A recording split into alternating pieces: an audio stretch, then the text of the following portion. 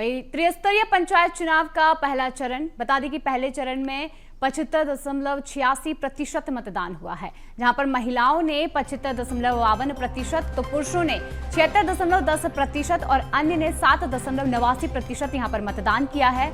और इसी के साथ देखा जाए तो 53 ब्लॉक में यहां पर पहले चरण का मतदान हुआ था और पहले चरण में मतदान के परिणाम आ जाएंगे।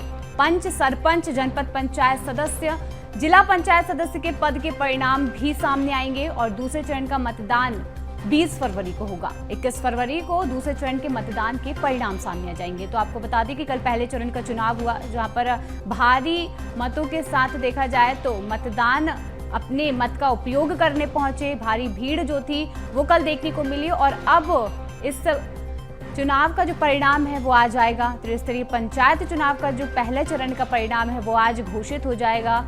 और देखा जाए तो यहाँ पर पहले चरण में भी 75.86% जो है मतदान हुआ है। इसी के साथ अधिक जानकारी के लिए लगातार हमारे साथ अविनाश बने हुए हैं। अविनाश, देखा जाए तो कल पहले चरण का चुनाव संपूर्ण तरीके से हो चुका है और इसी के साथ कल भारी संख्या में लोग अपने मतों का प्रयोग करने पहुंच रहे थे, लेकिन अब आज पहले चरण का जो परिणाम है वो आज घोषित होने जा रहा है।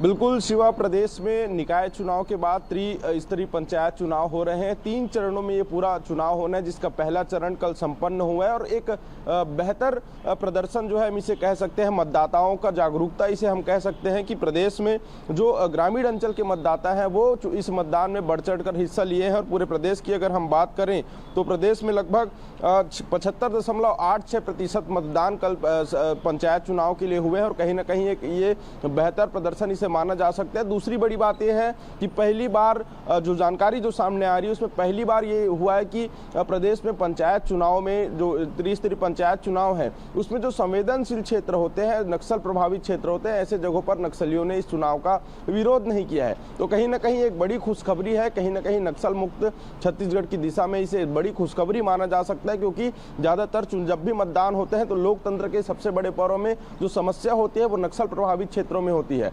मतदाता मतदान केंद्रों तक पहुंच नहीं पाते हैं, उनमें डर और भय होता है। लेकिन इस बार ऐसा हुआ है कि नक्सलियों ने कहीं भी नक्सलियों के से कहीं भी विरोध के स्वर जो है वो नजर नहीं आए और कहीं ना कहीं ये लोकतंत्र के लिए सबसे खुशहाली की बात है। हालांकि सरकार की ओर से, निर्वाचन की ओर से और जिला प्रशासनों की ओर से तमाम सुरक्षा व्यवस्था नक्सली क्षेत्रों में की गई थी। इसके साथ ही अगर हम बात करें तो कल 75% मतदान जो है पूरे प्रदेश में हुए हैं। इसके साथ ही आज जो है उन तमाम पदों के लिए जो परिणाम है वो घोषित हो जाएंगे। देर रात तक ये भी जानकारी आई है कि जो मतदान हुए हैं उसमें कहीं ना कहीं बीजेपी की ओर रुझान भी है, इसमें नजर आ रहा है। तो त्रिस्तरीय पंचायत चुनाव है और स्थानीय मुद्दे काफी हावी होते हैं इन चुनावों में। ऐसे में बेहतर मतदान प्रतिशत कहीं ना कहीं जनता जो है एक निर्णायक मतदान करने गई थी और कल पहले चरण का चुनाव जो है वो संपन्न होगा। इसके बाद 20 फरवरी को दूसरे चरण का मतदान होगा और 23 फरवरी को तीसरे चरण का मतदान होगा और इस प्रकार से त्रिस्तरीय पंचायत चुनाव जो है वो संपन्न होंगे। जी बिल्कुल अविनाश, देखा जाए तो पहले चरण में खासा उत्साह जो था वो मतदाताओं के बीच देखने को मिला और सबसे बड़ी बात यही कि नक्सली प्रभावित क्षेत्र होने के बावजूद भी काफी अच्छी तरीके से